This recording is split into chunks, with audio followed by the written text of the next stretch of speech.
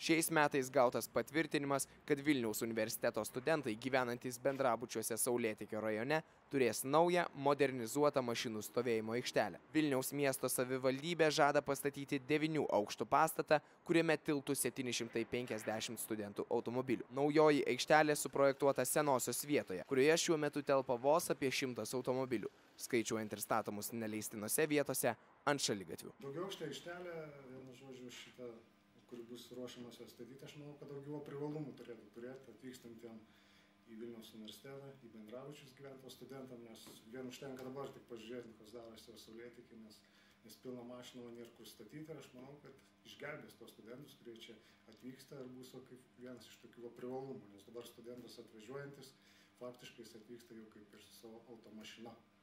Ir kitas dalykas, kad manau, kad visiems Vilniaus universiteto studentam, kurie čia gyvena, turėtų tos daugiaaukštės aikštelės užtekti, nes visi, kurie apsigyvens, jie gaus kartu elektroninį tą raktą, galbūt bus jisai pririštas prie įėjimo lygiai, kuri dabar ta sistema yra tenais įeinantiems, ir aš manau, kad turėtų jiems, kaip sakant, šitą stovėjimo aikštelę išspręs šitas problemas, o tėvams, svečiams bus šalia kita aikštelė pastatyta, kurie galės irgi nemokamai ir be jokių leidimų naudotis. Kol kas dar nėra nuspręsta, kuri Vilniaus statybos įmonė dirbs kartu su Jungtinių Arabų Emiratų architektais, tačiau šis klausimas artimiausiu metu bus išspręstas. Naujos aikštelės statybas planuojama pradėti jau šių metų Liepos pradžioje, kol didžioji dalis studentų atostogaus. Studentams sužinojus apie šalia jų gyvenamosios vietos per vasarą planuojama statyti automobilių stovėjimo aikštelę, naujiena susilaukė įvairių nuomonių. Šią idėją vertinu labai teigiamai, nes pati Vilnių važinėjau automobiliu ir labai sunkiai randu vietą pasistatyti mašinai.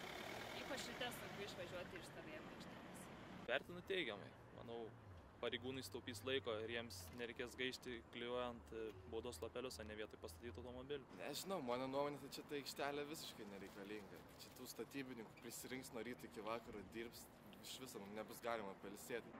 Stovėjimo aikštelės statybos darbus numatoma baigti rugpjūčio mėnesio pabaigoje. Tai ne paskutinis projektas draugė su užsieniečiais Saulėtekio rajone. Ateityje planuojama statyti dar 2 naujus bendrabučius, skirtus studentams iš užsienio. Evelina Kučinskytė, Donatas Mickūnas, Domas Gudaitis, Vilnius.